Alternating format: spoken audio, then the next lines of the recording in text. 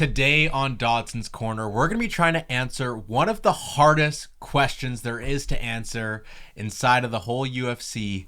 Who is the lightweight GOAT? You know, with Islam moving up to welterweight, we may have seen the end of his time in the lightweight division. So now we can go back and look at the careers of Khabib as well as Islam to see who is the lightweight GOAT. Do you think that Islam will ever move back down if he wins or loses? If he loses, he goes back down. Yeah. If he wins, he keeps on running away from Ilya. Middleweight, light heavyweight. Yeah, honestly, just DC. Yeah, him versus Big Ank. I can't wait to see it. But no, I think it's a good question because now he could be finished completely at lightweight. He's cemented his legacy there for sure. And there's always going to be this comparison for as long as these two are around the UFC and pretty much forever. And I feel like depending on when you started watching UFC makes a big difference in this conversation, because I see way too many people on the wrong side of this argument. And I'm not going to say which side that is right now. But I think also there's a lot of recency bias. And I think there's a lot of bitterness with how Khabib's career played out too. And people think, you know, they treat Khabib as if he's a modern wrestler, like a Bilal or a Merab, and was just a decision merchant. Like his it's really balanced. I think he's like 26% decision or 26% KO decisions, like 40% submissions. Like he finished over half of his opponents, and we're gonna look at it. All of his title defenses were wins by submissions. Mm-hmm. Yeah, all of his title defenses. Yeah. And then Islam isn't boring either now. Like he had that rep similar to Khabib, and now he's had that.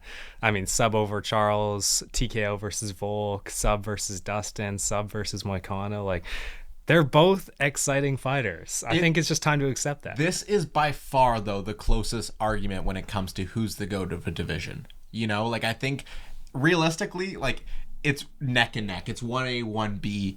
There's also a lot of things like Khabib is forever going to have the legacy advantage over Islam just because of how much he did for the UFC and his rivalry with Conor. Yeah, like the numbers he could pull in feels like it's way more than Islam Makhachev, even though Islam's been pretty much doing it as long and arguably has a better resume now. Yeah. So in the UFC at least, he doesn't have as many fights, but he's getting close. But he does have a loss, something Khabib doesn't have. Yeah, like I wonder what the reason is. I think Conor played the bigger part in terms of like the numbers and building Khabib up, because that was the biggest fight of all time for the UFC. Yeah, and especially with it being like Khabib's first defense, you know, his biggest fight was his first defense, you know, and then that brings the hype into the Poirier fight. Yeah, brings the hype into the Gaethje fight, but that was also like the return of Khabib after his hiatus, after his dad died. I also feel like a good portion of the hype was because the Dagestan region was kind of new.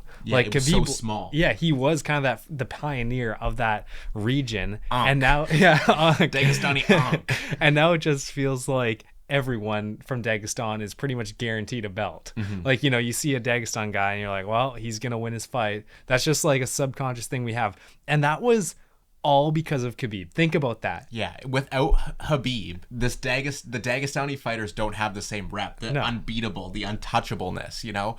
I mean, it does help that they're all coming in undefeated because they're facing guys with no resume. Yeah. But let's get into it. I think before we go and break down the title defenses, we should talk about what these guys did in their career and talk about some of their notable wins. Let's start off with Khabib.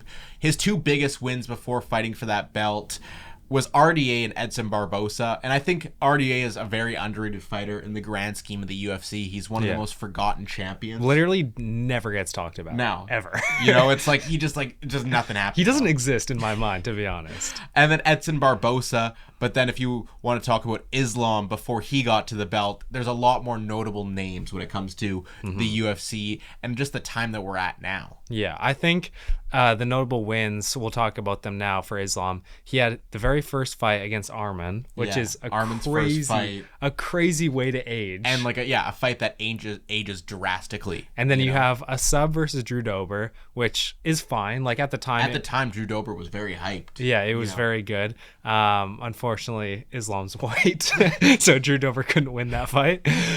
Sub versus Hooker, again, that's a very good win. Age is better. Yeah. You know, now. Yeah, you for know, sure. Like Hooker had hype back then. Oh, yeah. But he's on this resurgence now. So, like, with time, that win has aged very well. And I think the way that he did it, like, he just... It was like a minute in. Yeah, it was crazy. TKO versus Green, 1 second slower than our GOAT, Fatty Pimblett. But again, like, Green is kind of like that staple of a top 15. So it's just another ranked win. And at the time, he was even higher.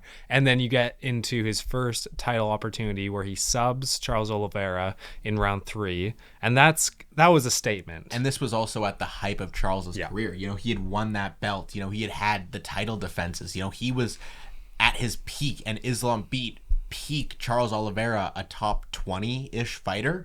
You know, some people have him closer to 15, some people have him at 25. He's right around that 20 range, you know, a guy with multiple defenses. Yeah, I think that's like ultimately how I look at things when we're gonna make our final decision, is the people that they win, how close are they to that top 25, top 15 maybe range? Yeah, and especially like where does their prime rank? Because like I think it's going to be more important when we go back and talk about Khabib.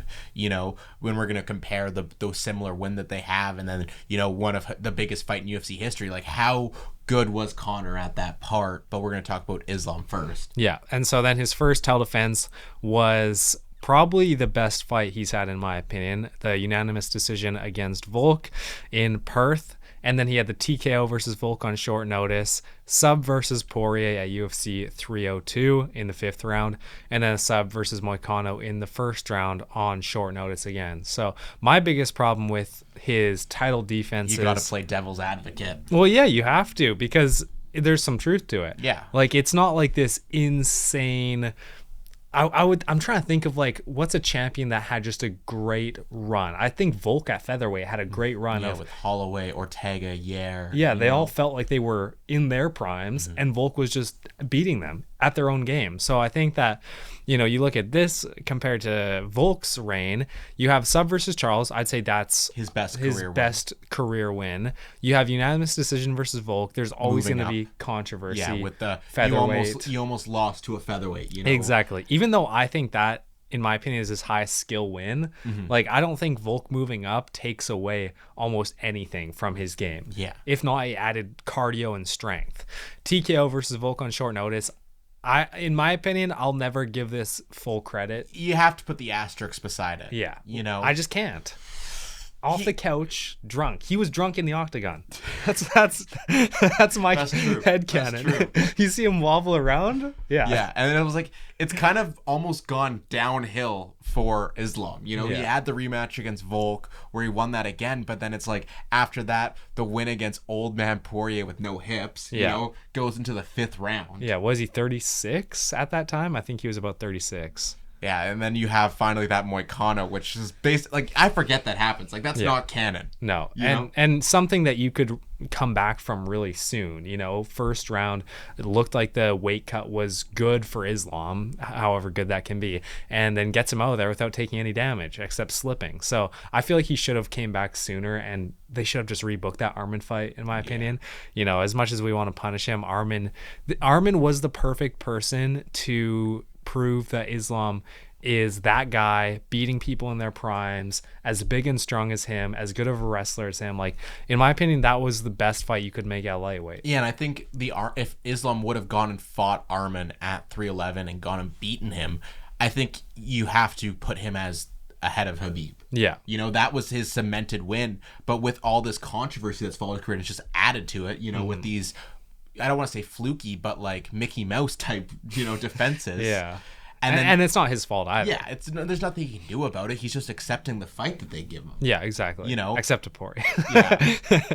But then when we go and talk about Khabib, you know, you want to take away the first one. I never remember how to pronounce it. Ali Quinta. Yeah, I was not getting that right. You know, that's definitely Khabib's worst championship win. Yeah. You know, that's his worst title win, but you still became the champion. It's a championship win. Yeah, and also Ali Quinta looked good in that. Like, he was doing good, to be honest. He was on the way up. Yeah. And then I think, you know, obviously you have Khabib's biggest win of his career with the submission win over McGregor, and just like everything that surrounded that fight. You know, it realistically puts Khabib on the Mount Rushmore of UFC fighters because of that rivalry. It's the biggest rivalry in UFC history. And I think that when we look at that fight from 2025's perspective, you know, you see McGregor after all these losses and everything that's followed his career. But at that point, McGregor, people were arguing he was the best fighter in the UFC. You know, he was the second coming of like Christ. Yeah. You know, like they were like, he was the biggest thing in sports. He was a worldwide name, something that was basically non-existent inside the UFC, had all the hype. You know, you go and beat the, at the time, featherweight GOAT in 13 seconds. You know, he had so much hype, and then Khabib just slammed the door. Yeah, that's where his mental stage just broke. And that's to get a win over someone. I would say McGregor was still in the prime of his career. 100%. Like in terms was his prime. Yeah, in terms of age-wise, like he 100% should have been. But that is what mentally broke him. And so to do that to your opponent, like, crazy. And then you have the sub versus Poirier, and I would say that this version of Poirier that Khabib fought was very much closer to their prime than what Makhachev fought. Yeah, you know, and he did it quicker. Yeah. You know, he beat him more, I don't want to...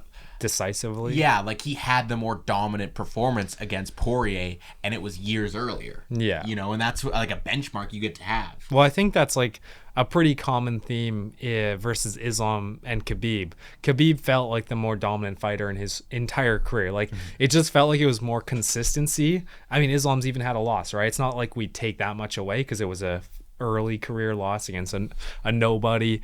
It could have been a fluke, you know, but it still happened. Whereas Khabib was like only lost 1 or 2 rounds in his entire career. Yeah. And, you know, you never had to like question what was going on with Khabib, you know, but then when we see like these fights, like the Poirier fight, you're like, what's going on here, Islam? You know, you look bloody, bro.